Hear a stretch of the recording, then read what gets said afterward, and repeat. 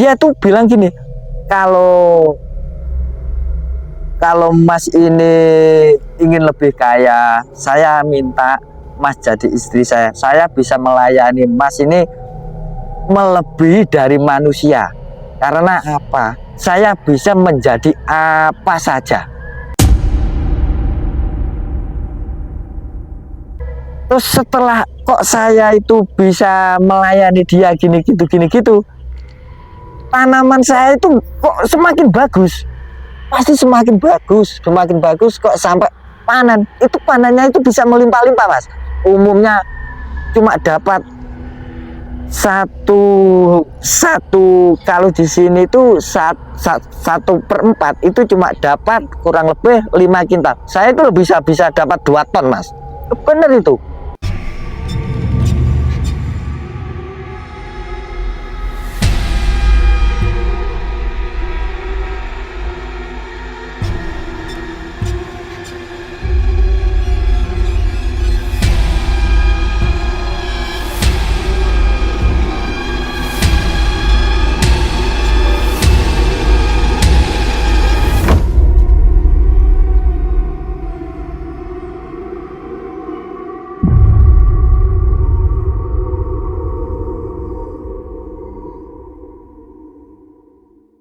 Sobat Ekspedisi Kang Odeng, pada malam ini kita ditemani oleh seorang narasumber yang bernama Mas Nur.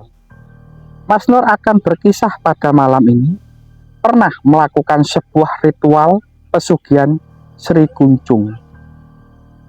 Kita sambut narasumber kita. Assalamualaikum Mas Nur. Waalaikumsalam warahmatullahi wabarakatuh. Rahayu, rahayu, rahayu. Gimana? Sehat Mas Nur? Alhamdulillah, wilujeng nggih seger waras, sehat sentosa Mas Odeng. Alhamdulillah. Itu gimana awal ceritanya Mas Nur? Kok ada juga saya itu kok baru dengar pesugihan Sri Kuncung itu Mas Nur. Dan tahun berapa itu Mas Nur? Ceritanya begini Mas Odeng. Pada tahun 2017 saya itu punya temen yang kerja di alas sebelah utara. Dia itu sebagai seorang petani jagung Mas Odeng. Itu di daerah mana Mas? Daerah Blok Agung. Berarti Banyuwangi Selatan ya? Banyuwangi Selatan. Ceritanya gini Mas Odeng. Waktu itu saya itu sebagai kepala rumah tangga, ya namanya orang desa ya Mas Odeng, orang nggak ada apa-apa, ya adanya cuma tenaga ini Mas Odeng, maka ya ikut-ikut buruh, ikut-ikut kerja di sana di sini, tapi tetap nggak ada apa-apa, yang namanya orang buruh. Waktu itu sama temen saya itu diajak kerja di sana, 1 hari cuma dapat gaji itu 1 hari full, mulai pagi sampai sore 60.000 Mas Odeng. Namanya ya orang tani, panennya yang menunggu 4 bulan. Ini kisah saya ini seperti ini Mas Odeng. Pagi berangkat kerja, sore istirahat. Terus waktu jam istirahat sore, ya namanya orang capek, orang yang nggak ada apa ya namanya di hutan, mau belanja gini-gini juga nggak ada, uang pun juga nggak ada. Jadinya ya langsung mandi. Nah di sebelah ladang itu ada sebuah sendang kecil Mas Odeng. Ya ada pohon bambu, ya ada pohon, kalau di sini rau Mas Odeng, ya besar lah lumayan. Di situ ada cuma sumber kecil, ya udah yang dipakai untuk minum, untuk mandi, ya juga untuk masak. Waktu sore saya itu mau mandi Mas Odeng, yang biasanya itu lumrahnya di hutan ya airnya itu dingin, tapi di situ itu enggak, kok airnya itu agak hangat, agak panas, agak hangat, agak panas gitu Mas Odeng.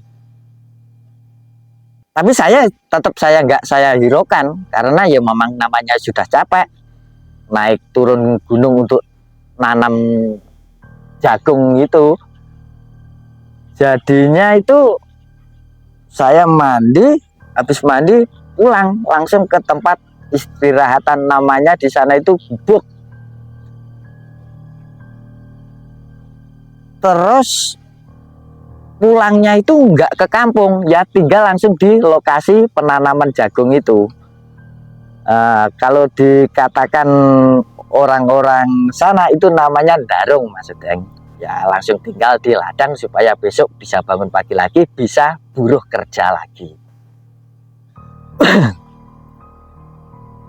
Waktu itu sore habis makan, habis minum, sambil ngobrol, terus tepat waktu kurang lebih jam 8 menginjak jam 9. Namanya ya orang capek, ya pasti ngantuk. Semuanya teman-teman saya itu juga tidur. Di waktu semuanya teman-teman saya itu tidur, saya itu merasa aneh. Kok rasanya saya ini tidur, juga rasanya itu tidak tidur. Dikatakan nggak tidur itu, lah kok saya mau gerakkan badan nggak bisa. Tapi dikatakan saya itu tidur, loh saya bisa melihat apa-apa. Gitu loh Mas Udeng. Tapi terus saya itu seolah berusaha untuk bangun, tapi ya itu tiba-tiba itu kok agak gimana ya, agak jauh gitu rasanya tubuh saya itu. Tiba-tiba itu kok ada yang ngajak ke tempat situ, ke tempat saya mandi tadi sore itu Mas Udeng.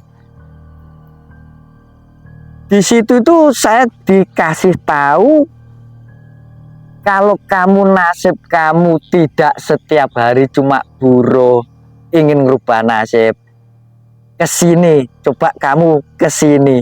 Ya namanya orang yang tidur enggak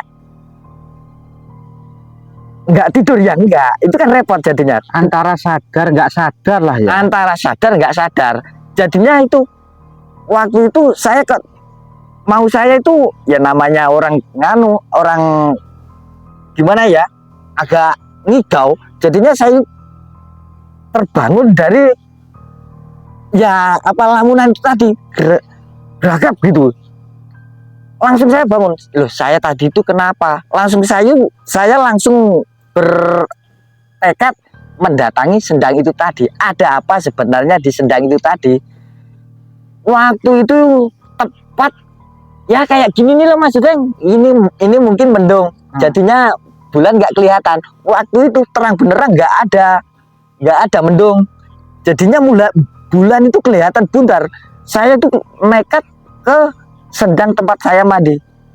Di situ itu ada ikan kecil, itu kok kelihatan dalamnya karena ada sinar bulan itu. Dia itu ngomong Mas Udeng, ngomongnya gini, kamu agak naik sedikit, itu di belakangnya pohon yang besar itu. Ya, saya akhirnya ke situ nekat. Nih, namanya orang yang nggak punya apa-apa, apalagi kalau nggak punya tekad yang kita bawa. Saya berjalan di situ sampai di tempat yang ditunjukkan sama ikan kecil itu tadi. Nah, di situ tuh ada seperti apa ya Mas Deng? Itu cuma duduk tapi membelakangi saya. Dia itu ngomong gini, silahkan mandi kamu di sendang itu tadi. Mandi, habis mandi kamu pulanglah lagi ke tempat kamu istirahat. Ya saya ikuti. Yang namanya di waktu itu sudah ada yang BCI gimana ya, kalau nasib nasib kamu bisa berubah. Makanya saya juga langsung bercekat kembali ke sendang, mandi, asal mandi, yaitu selesai mandi saya langsung kembali ke tempat saya istirahat. Saya langsung masuk. Mau saya itu saya tidur, tapi kan saya kedinginan, jadinya kan ya masak air untuk buat kopi, untuk menghangatkan badan. kopi saya bikin jadi, itu ada yang memanggil Mas Uteng. Ada yang memanggil loh, namanya di hutan kok ada yang memanggil. Itu siapa yang memanggil saya nggak tahu. Kalau manggil gini Mas Uteng, kamu keluarlah dari peristirahatan kamu, kubu kamu itu, keluarlah. Saya ada di luar. Saya keluar Mas Uteng, langsung keluar. Namanya di hutan itu ada bekas-bekas pohon yang dipotong-potong sama petani teman saya itu tadi yang ngajak saya ke sana. Itu ada yang duduk lagi Mas Uteng, duduk gini. Dia itu bajunya itu kalau umumnya itu putih, itu enggak putih, agak coklat kecoklatan Mas Uteng. Dia bilang gini, kamu ngikuti saya saja, biar nasib kamu berubah enggak seperti itu. Apa kamu mau persyaratannya? Ya saya mau, langsung saya bilang gitu. Namanya saja ya sembarang serba sulit. Saya sudah bosen hari-hari cuma diajak buruh aja, namanya orang buruh. Orang yang enggak pas saja lah, enggak ada pas-pasan, pasti tetap kurang Mas Uteng. Saya ngikuti saran dia. Saya disuruh cari bunga itu 3 warna Mas Uteng di situ. Disuruh sama itu tadi orang yang ketemu saya, yang memanggil-manggil saya itu, disuruh cari bunga besok 3 warna, disuruh bawa ke tempat agak naik sedikit di atas sendang. Itu seolah-olah saya itu gimana ya, rasanya itu agak sadar, agak enggak, tapi kok saya ini bisa jalan-jalan. Anehnya kan itu, kok seolah-olah saya nggak bisa ngelak dari segi itu, segi keinginan yang ngajak-ngajak itu, yaitu saya ikuti. Waktu itu saya langsung turun ke kampung cari bunga itu di pasar. Di situ kan nggak jauh dari perkampungan ada pasar. Saya beli bunga itu 3 warna, langsung naik di atas sendang itu. Naik lagi besoknya setelah sekitar jam 7 itu saya disuruh naruh di situ. Ya namanya ya enggak, jadinya saya asal taruh, enggak taunya ya itu. Habis saya taruh malam itu kira-kira jarak 2 jam, saya itu duduk di depan tempat peristirahatan yang namanya kubu itu. Saya itu ketiduran itu seolah-olah diajak lagi. Dia datang, Srek, kamu langsung saja ke tempat di atas sendang yang bunga tadi kamu taruh di situ. Saya terbangun lagi, jadi saya itu langsung ke sana. Nggak taunya di situ itu Mas ya, kok ada apa ya, itu loh, kalau dikatakan itu seperti ulat, tapi enggak kecil, besar, seukuran bantal guling. Itu ulat. Ular apa ulat? Ulat, bukan ular, ulat. Seukuran bantal guling, tapi panjangnya kurang lebih itu 50 cm. Itu ulat. Dia bilang gini, lo masa tahu namanya hewan kok bisa ngomong? Itu ngomong Mas. Kamu usaha ngikuti saya, usahalah itu carilah tanah di sini seluas apapun, kamu usahalah untuk cari sedikit saja. Nanti kamu saya bantu untuk menambah luasnya tanah sewaktu itu. Saya ya percaya, enggak Mas, masa ulat bilang gitu. Makanya saya pikir kok saya buruh sampai 1 bulan, namanya ya ikut petani hutan kan, yang minimal tanahnya agak luas dikit Mas. Jadi mencapai 1 bulan, 1,5 bulan di situ, mulai membersihkan lahan, mulai nanam, sampai ngemes baru diajak pulang. Itu pun untuk kehidupan di rumah, untuk biaya yang di rumah aja sama sekali nggak cukup Mas. Kita berangkat di rumah sudah numpuk utang, kita kerja pulang cuma untuk bayar utang gitu loh Mas. Jadi saran ulat itu saya ikuti Mas. Saya pinjem uang sama juragan nggak dikasih Mas. Jadinya saya itu hasil kerja buruh hampir 1 bulan itu ngumpul kurang lebih cuma uang sekitar 750 Mas. Itu saya tekad untuk beli lahan sedikit Mas. Dia itu harga yang saya kasih itu ya namanya lahan itu ya nggak boleh, minimal ya kelasnya itu 3 juta atau 4 juta gitu Mas. Saya nggak punya uang, makanya berhubung saya ya percaya ya nggak tentang ulat itu tadi, saya langsung memberanikan diri, saya musyawarahkan, saya hutang Mas, tanah itu saya hutang. Oke, orangnya gitu, saya bilangin kalau saya dapat untung panen ini saya pakai untuk bayar. Itu cuma 2 petak Mas, uang itu pun masih hutang. Makanya itu terus saya turun ke desa untuk hutang lagi sebuah benih Mas. Coba saya tanam di situ.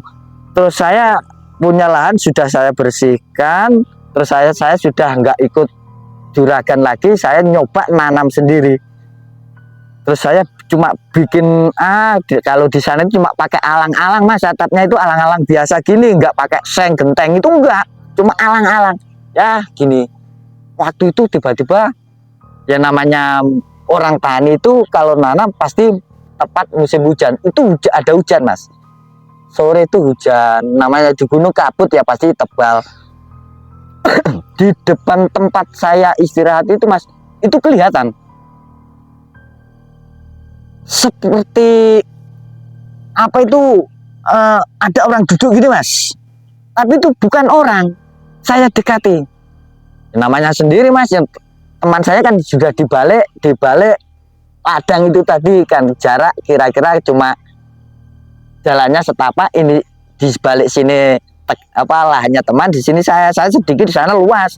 Yaitu dia bilang gini, kalau kamu mau nanam ini kamu 1 malam harus duduk di sendang sambil nunggu tanaman yang besok kamu tanam. Ikuti saran saya ikuti Mas, saya taruh di sendang lagi, saya duduk 1 malam. Itu ya ulat itu tiba-tiba datang ngomong lagi, kamu nanti kalau nanam nggak usah pulang, kamu tidur terus di sini sampai kamu benar-benar panen. Tapi kalau kamu tidur jangan pakai baju Mas, syaratnya gitu. Ya saya ikuti, namanya orang nekat. Jadinya saya itu pagi jagung saya ambil, saya tanam Mas. Cek. Habis saya tanam, sore saya tidur. Tiba-tiba dia ada yang seperti angin semilir sedikit loh Mas. Itu terasa di kulit, itu lembut sekali. Kok ini apa? Katanya tiba-tiba dia ada bisian, kamu saya bantu, pokoknya ikuti saya terus. Ini yang namanya saya yang juga nggak tahu. Itu saya diam saja Mas, diam saja memberanikan diri. Yaitu saya terasa tiap pagi tanaman saya itu lain dengan teman-teman yang lain Mas. Punyanya orang-orang itu bisa patah-patah gini. Loh, punya saya itu utuh. Tanaman jagung saya itu tetap utuh, yang lain itu patah-patah semuanya. Itu saya tunggu sampai 3 bulan 20 hari kan sudah mendekati panen Mas. Anehnya gini Mas, di situ tuh ada yang nunggu itu gini, ulat seperti orang nunggu di tempat potongan kayu itu Mas gini. Dia itu bilang gini, sudah kamu tenang saja, ini yang jaga saya, kamu pasti nanti berhasil. Oh, itu saya juga diam saja, oh ya mudah-mudahan gitu. Terus akhirnya yaitu waktu mendekati jagung sudah kelihatan jantan mas, mau berbuahnya agak besar, itu datang mas, yang namanya ulat itu musim apa, kalau orang sana mengatakan itu hama, semuanya dimakan, punyanya ladangnya teman-teman lain yang lain-lain itu dimakan sama ulat. Anehnya jagung saya itu bisa ada buah itu 2 atau 3, itu mulai ujung sampai empolnya itu semuanya berbuah, nggak ada yang rusak mas. Itu tanah ukuran cuma 2 petak, itu waktu panen bisa dapat kurang lebih itu 4 ton mas. Anehnya itu kok bisa 4 ton, sedangkan yang di tetangga lahan saya itu rusak, nggak ada yang panen, semuanya itu dimakan, tinggal apa itu namanya, kalau di sana itu katanya cuma janggelnya, buahnya itu nggak ada, habis semuanya. Tapi punyaan saya itu bisa utuh, nggak hilang, sampai panen saya jual. Habis itu kan masih tanam pertama itu saya sudah bisa membayar hutang, juga bisa memperluas lahan lagi mas. Akhirnya saya bisa membeli, kalau di sana itu luasnya 1 hektar. Jadi saya beli, langsung, saya nggak punya utang. Saya beli langsung, saya nanam lagi. Yaitu saya beli benih, waktu bawa benih, sore kok yang namanya sendang itu, yang waktu itu yang suka berbisik-bisik sama saya, itu berbisik-bisik lagi. Kamu nggak bisa nanam kalau nggak bawa bunga lagi ke tempat ini, gitu. Itu saya coba, saya mas, 1 panenan itu saya coba, saya nggak pakai itu, habis semuanya, nggak ada apa-apa. Jadinya waktu tanam ketiga saya itu, saya coba, saya ikuti saran, yaitu saya balik bunga, saya taruh di sendang itu. Lah hasilnya itu kok melimpah lagi, bisa melimpah lagi. Punyanya tetangga ya gitu lagi, nggak ada yang panen. Yaitu lama-lama saya sampai bisa 4 panenan, namanya jagung yang 3 bulan 50 hari itu panen mas. Saya itu 1 tahun bisa panen 4 kali mas. Musim panas pun meskipun nggak bagus, tapi itu panennya masih normal, nggak kok sampai nggak panen kayak yang lain-lain itu, nggak. Itu saya pulang ke rumah, pulang ke desa, coba jenguk rumah, ya di situ plek. Saya itu di rumah cuma 2 hari 2 malam. Tiba-tiba itu sore di rumah, saya di rumah itu sore itu seolah-olah itu langit itu mendung mas, mendung. Itu ada apa ya, di perasaan saya itu seperti ada kupu-kupu itu terbang, itu lari serut, kamu harus ke sana lagi, kamu harus ke sana lagi, sampai 4 hari itu kok gitu. Saya langsung naik ke atas mas, ke tempat ladang saya yang saya beli itu, yaitu di situ itu sudah ditunggu. Ayo kamu besok harus tanam lagi, kamu harus besok tanam lagi. Itu saya tanam mas. Besoknya itu saya belanja benih-benih lagi, saya langsung nanam. Ya namanya lahan sudah mulai agak luas, saya itu ngajak temen mas, ngajak temen ke sana, ya mau saya ajak, ya seperti saya dulu, apa, saya kasih ongkos buruan untuk nanam jagung. Yaitu yang saya ajak itu kok semuanya itu nggak ada yang bisa bertahan lama, pasti sakit, dia pasti minta pulang. Terus saya cari orang lagi, ikut saya 2 hari 3 hari, sakit lagi. Akhirnya saya tekad, saya itu sendiri saja mas, coba saya kerjakan sendiri di sana itu, nggak usah ngajak teman, saya kerjakan. Lah tiap sore setelah saya mandi, tiap sore pokoknya sekitar jam 7 itu pasti kok ada orang duduk begini di depan pintu tempat kubu saya itu, Mas. Itu duduk gini, dia minta gini, saya mau nikah sama sampean, Mas, apa kamu mau? Kalau kamu ingin kaya, kamu harus mau jadi istriku, saya bisa membantu sampean lebih kaya lagi. Itu sesosok itu wanita apa lelaki? Ya itu anehnya, Mas. Suaranya itu kelihatan, Suaranya itu wanita. tapi nggak pernah kelihatan wajahnya. Dia cuma bilang gini, pernah dia tuh bilang gini, kalau Mas ini ingin lebih kaya, saya minta Mas jadi istri saya. Saya bisa melayani Mas ini melebihi dari manusia. Karena apa? Saya bisa menjadi apa saja gitu. Saya bisa membantu Mas, tapi ya tinggalkan yang di rumah. Bilangnya gitu, Mas. Loh, kok gitu? Iya, kalau seandainya saya saya tinggalkan di rumah, tapi kamu tetap jadi istri saya gimana? Ya enggak apa-apa, yang penting utamakan saya. Saya bilang setuju, daripada saya nanti kehilangan dia, saya pastikan kembali ke keadaan seperti dulu. Saya nggak mau, Mas. Ternyata hidup kaya itu enak, kan gitu kan, Mas ya. Bisa gini, bisa gitu kan gitu. Ya itu, saya pokoknya di rumah mungkin ya cuma 1 hari, 2 hari. Yaitu saya di sana lama, sampai nanam, sampai panen. Itu terus saya itu memperluas lahan. Tapi setiap saya di sana, pokoknya yaitu setiap malam dia minta pelayanan, Mas.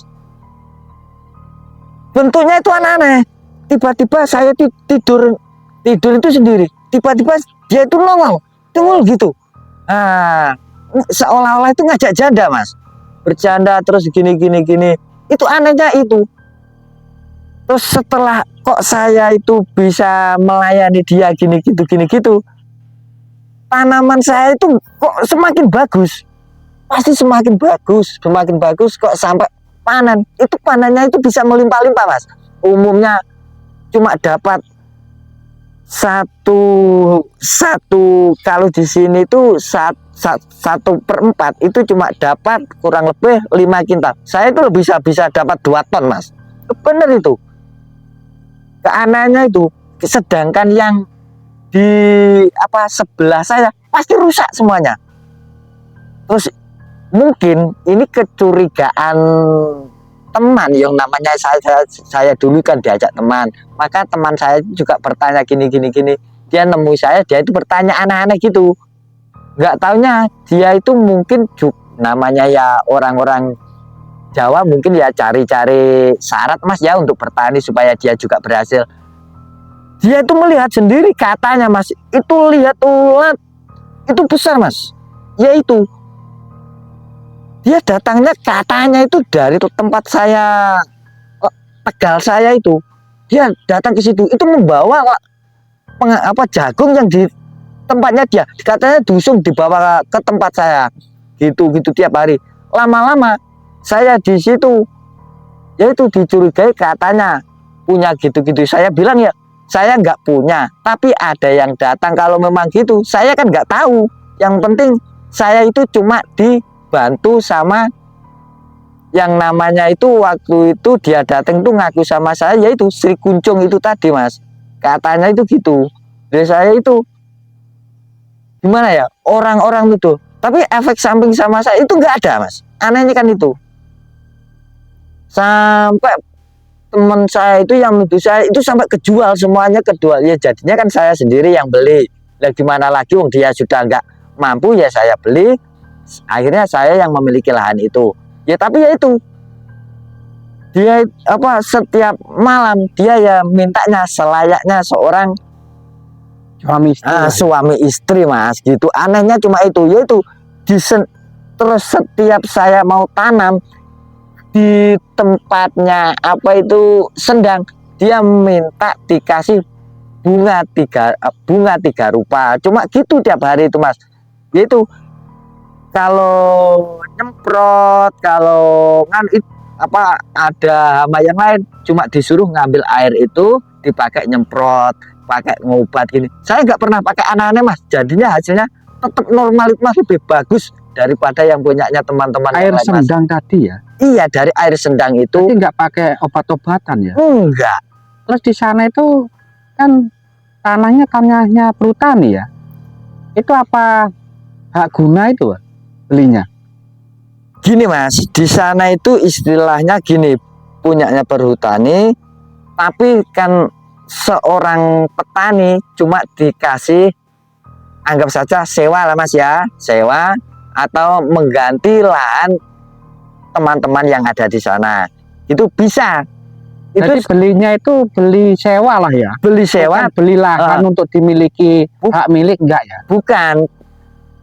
Bukan hak milik kita, tapi tetap milik perhutani. Di situ perhutani kan juga nanam yang namanya pohon jati, terus pohon yang istilahnya untuk cagar alam supaya tanah kan tetap enggak sampai longsor gitu loh mas, ya tetap aman lah intinya kan gitu. Di sana berbukit ya? Bukit-bukitan itu mas. Terus soal OB-nya itu saya di sana bisa menjadikan yang di desa, saya bisa beli lahan sendiri di desa, yang asal mulanya saya itu cuma buruh, bisa beli lahan sendiri, ya bisa buat rumah sendiri, bisa ya namanya umumnya sekarang ya ada mobil gitu loh mas. Jadinya ya agak gimana ya, kalau yang lain kesusahan, saya itu enggak, malah tambah enak gitu mas. Tapi keluarga nggak ada masalah ya? Nggak ada, aman-aman saja sampai sekarang. Yang penting ya itu, waktu saya harus ke sana ya harus ke sana gitu loh mas. Makanya saya lihat ini kan tadinya mas ya, Mas Nur ya? Iya ini. Makanya kok bagus kayak gini. Ini berapa hektar mas? Ya lumayan lah, ada ini ya kurang lebih 3 hektaran ini mas. Ya yang di sini, terus yang di desa sebelah rumah sana juga ada mas, masih. Ya. Makanya kita benar langsung di lokasi sawahnya Mas Nur ini ya. Ya ini tadi kan sambil apa nunggu air mas, mau masukin supaya ini padi berisi lebih mantap gitu loh mas. Ya memang saya kalau sore mau harus ya sambil lihat-lihat gini mas. Makanya tadi kan saya ke rumahnya Mas Nur, katanya di sawah, kita datangin lah di sawah ini. Iya mas itu. Tapi sekarang ini apa masih sering ke Blok Agung ya? Ya tetap mas ke Sendang itu. Itu gimana ya, sebagai ya sumber petunjuk saya ya adanya di situ mas. Jadi sampai sekarang ini masih bisa komunikasi apa? Masih bisa mas, tetap bisa. Tapi apa dia pernah datang ke rumahnya panjenengan itu melayani di sini, apa wajib masnya itu ke Blok Agung Gunung itu mas? Ya kadang-kadang dia tuh cuma seperti suara bisikan gitu mas. Dia tuh manggil ya saya ke sana gitu. Itu kadang-kadang dia tuh tiba-tiba sudah ada di sini gitu loh mas. Dia tuh datang sendiri gitu. Tapi nggak ada ruangan khusus apa untuk sesuku apa gimana? Kan rumah saya ini agak lumayan luas ya mas ya. Di sebelah kamar saya, anak saya kan juga punya ruangan khusus kosong. Ya kadang-kadang saya tidurnya juga di situ. Dia itu manggilnya di situ. Ya saya ada di situ gitu loh mas. Tapi sering ke gunungnya itu ya mas? Ya sering. Pokoknya mau meskipun tanam di sini, saya harus ke sana gitu loh mas. Bawa bunga. Ya untuk ya mungkin itu kan sudah jadi persyaratan saya supaya saya itu kalau bercocok tanam bisa menjadi lebih bagus daripada yang lain gitu loh mas. Itu masnya berarti sudah menikah dengan makhluk Sri Kuncung tadi ya? Permintaannya dia itu gitu itu mas. Dia maunya menjadi istri saya, maunya gitu. Terus saya mengikuti saja, ternyata ya memang benar-benar membantu itu mas.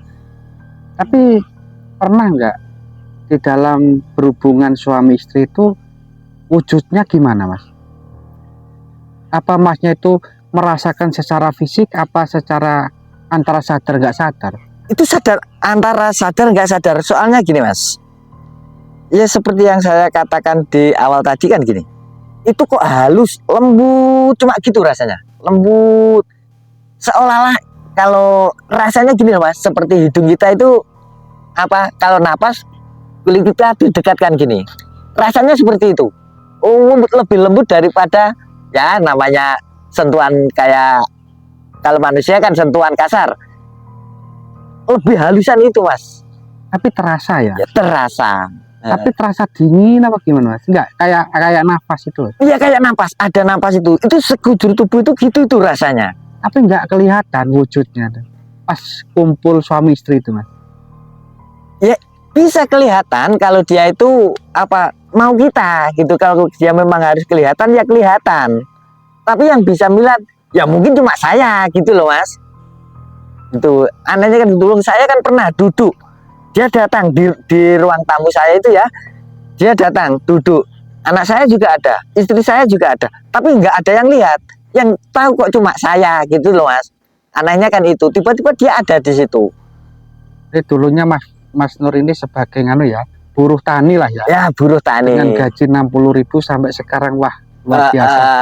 Saya tadi juga lihat rumah mas juga mewah juga.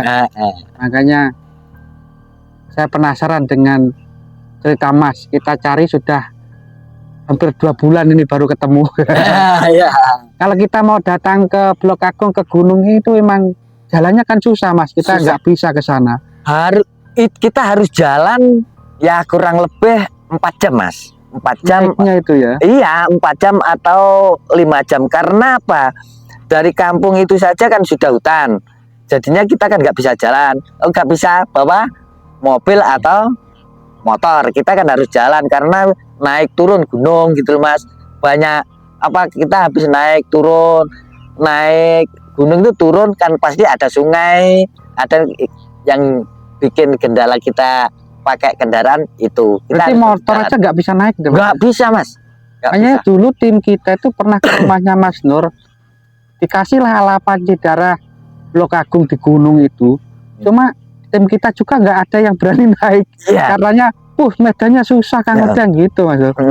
Kalau memang benar-benar susah mas Odeng, apa kan istilahnya itu memang benar-benar sudah mendekati puncak gunung Blok Agung kan, jadinya kan gimana ya, ya mungkin kalau mobil bawa ke sana ya pasti mogok atau jatuh, itu pasti kan gitu mas. Makanya bisanya cuma pakai jalan kaki. Tapi orang-orang istilahnya itu pengojek itu bisanya itu untuk naik turunkan hasil tanaman jagung itu bisa pakai motor, dikasih rantai itu mas, dimodif supaya bisa ngojek jagung itu tadi, buat angkut jagung dari lahan ke bawah itu ya. Ya inilah hasilnya. Makanya saya tadi langsung mencari Mas Nurnya. Makanya ya kita lihat-lihat sawahnya juga luar biasa. Di sebelahnya juga kosong semua mas ya. Ya. Berarti kok bisa nanam padi mas ya? Ya yang lain kan nggak berani nih nanam padi. Nggak ada, yang lain nggak ada. Ya ini hasilnya seperti ini padinya. Masya Allah. Jadi sampai sekarang Mas Nur itu masih ya tetap ya. Tetap memakai itu. Ya namanya sudah menjadi ritual syaratnya lah mas ya. Ya supaya mungkin. Tapi keluarga nggak ada yang tahu mas? Nggak ada yang tahu, itu cuma saya pribadi, nggak ada yang tahu. Ya, terima kasih atas waktunya Mas Nur. Ya. Kita dari tim Ekspedisi Kang Odeng mau pamit undur diri. Assalamualaikum warahmatullahi wabarakatuh. Waalaikumsalam warahmatullahi wabarakatuh.